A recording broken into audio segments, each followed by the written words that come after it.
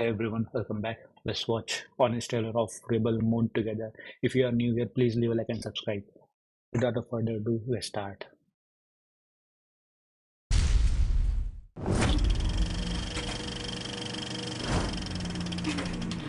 From the director you'll love if your brain works in slow motion comes Ooh. another stream of pretty pictures that gets by on looks until anyone opens their mouth. I'm here to make you an offer. To give Hey, you a everyone chance at has an redemption. accent. I am beyond redemption. I have no time for pity! Rebel Moon, Part 1. Zack Snyder always dreamed of making a Star War. But when Lucasfilm said, that sounds terrible, and we made Rise of Skywalker, Somehow Palpatine returns. Zack was finally free to tell his own story, where a humble farm boy from the outer rim of the galaxy joins up with a smuggler and a royal knight hiding in exile who once served as a princess's bodyguard to fight an empire ruled by an upstart senator. A senator named Belisarius used the opportunity to seize power. Complete with laser swords, alien cantinas, and polite British robots. Calling it now. In Part 2, they'll reveal the hero's father is not only still alive, but serves as the leader of the Empire. That my daughter Yeah. Arthur. Or hey, why wait? Original trilogy speedrun. Let's Yep. go. Prepare for more than just Snyder copying George Lucas. He's also copying the guy Lucas copied from, featuring the exact plot of Kurosawa's Seven Samurai, a film about recruiting skilled fighters to save a village from grain-stealing bandits. Only this time, they're recruiting skilled fighters to save them from a grain-stealing spaceship?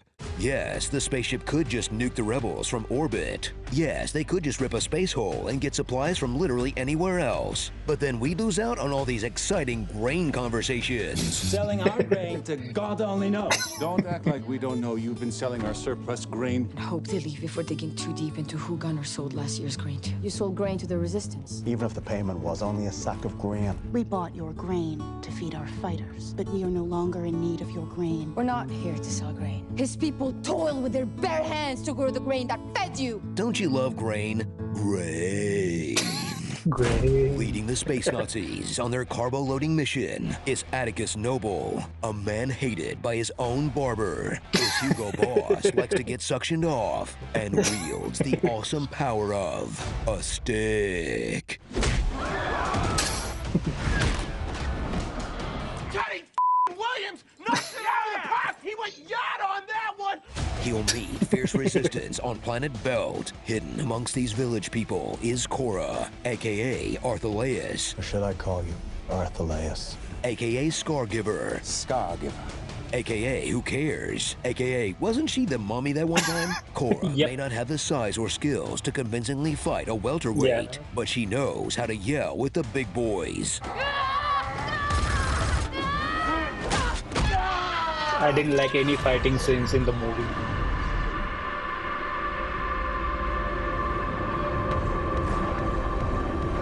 Follow along as she gathers every stock character trope in the galaxy, who each have one scene to show off their skills, Yep. then just kind of hang out in the background for the rest of the film. I'm tired of reliving that nightmare every day. This could easily be any of you lying here in the gutter of some forgotten world. Like Tarek, a Starbarian who wins glorious freedom for all 6 of his abs. Yep. Nemesis, a Jedi reimagined as a, what if they made a Jedi a Korean with a hat? Is that different enough? Kai, a smuggler whose allegiance cannot be trusted, like Charlie Hunnam trying to nail an accent. So, with your ideals of resistance, I could round up a couple of heads. Darian Bloodaxe, leader of the Lost Boy Theater Kids Brigade. We come seeking our help to stand against a dreadnought of the mother world. Titus, who suffers from the kind of depressive alcoholism that can be cured by a bath and a stern talking to. Super easy. Gunner, a farmer who grows the patience to sit through Korra's many exposition dumps. When they first came to my world, I was 9 years old. For my loyalty and service, I was promoted to the elite guard of the royal family. I'm only telling you this so you know who I am. And Anthony Hopkins as Robot Jesus. I'm sorry, JC, the best part of this trek. So of course they leave him behind in Act 1. Yep. Finally, once you spent 2 hours watching them assemble the Trade School Avengers to save Farmville from evil, movie's done. See you in part 2. Hopefully they got all the boring stuff out of the way. Tell me what we're trying to achieve here. Trailer too. The same thing as the last time we met.